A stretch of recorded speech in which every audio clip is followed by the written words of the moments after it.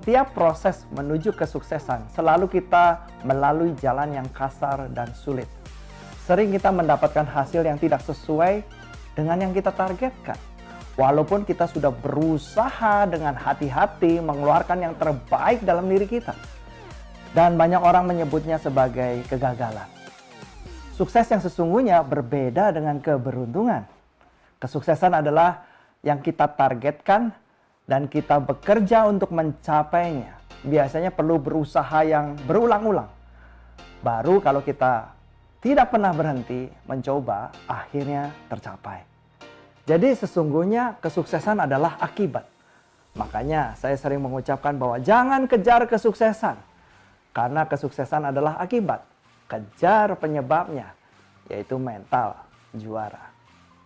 Sedangkan keberuntungan adalah sesuatu yang tidak kita targetkan, namun karena kondisi tertentu yang bukan karena kerja kita bisa mendapatkannya. Saya ingat suatu cerita.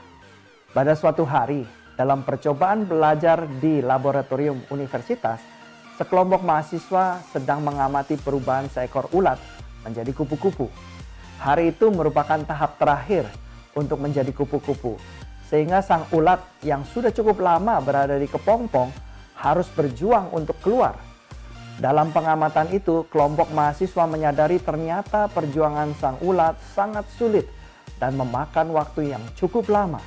Akhirnya kelompok mahasiswa itu berdiskusi untuk membantu mempermudah perjuangan sang ulat. Mereka pun berkonsultasi kepada profesor pembimbing mereka. Sang profesor tersenyum bijaksana dan berkata bahwa ini merupakan proses belajar. Terserah kesepakatan mereka untuk mengambil tindakan. Akhirnya kelompok mahasiswa itu pun sepakat untuk membantu meringankan perjuangan sang ulat. Dengan menggunting sedikit kepompong sehingga akhirnya sang ulat pun keluar dalam bentuk kupu-kupu dengan mudah. Tetapi ternyata kupu-kupu yang keluar merupakan kupu-kupu yang paling jelek yang pernah mereka lihat. Bentuknya terlalu gemuk, dengan sayap yang terlalu kecil, sehingga tidak cukup kuat untuk terbang. Maka tak lama kemudian kupu-kupu itu pun mati. Apa yang terjadi?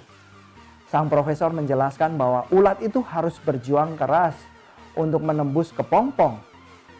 Pada saat perjuangan itulah memicu hormon yang membentuk sayap yang cukup besar dan membentuk tubuh yang baik. Sama juga dalam proses kesuksesan manusia. Kadang prosesnya terasa sulit.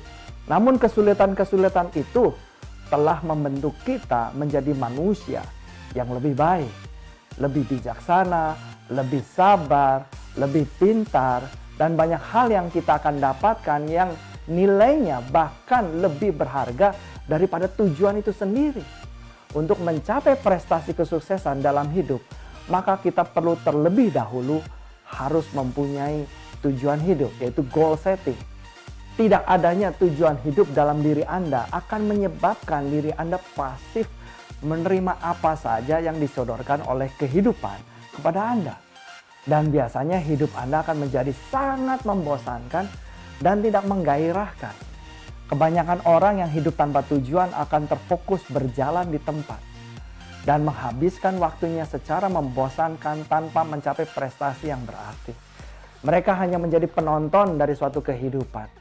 Mereka hanya bisa melihat kesuksesan orang lain tetapi sama sekali tidak pernah membayangkan dirinya sendiri untuk sukses. Inilah yang disebut hidup tanpa tujuan atau misi. Anda harus mempunyai misi hidup di dalam dunia ini agar hidup Anda berarti dan menggairahkan. Untuk mencapai sukses, kerap kali kita harus melewati kesalahan atau kegagalan dalam hidup. Banyak orang ingin sukses tetapi sedikit sekali yang berani menghadapi kegagalan. Kalau Anda ingin sukses, Anda tidak boleh takut untuk gagal. Saya, Joko Komara. Terima kasih telah menyaksikan video book ini. Salam joy, senang!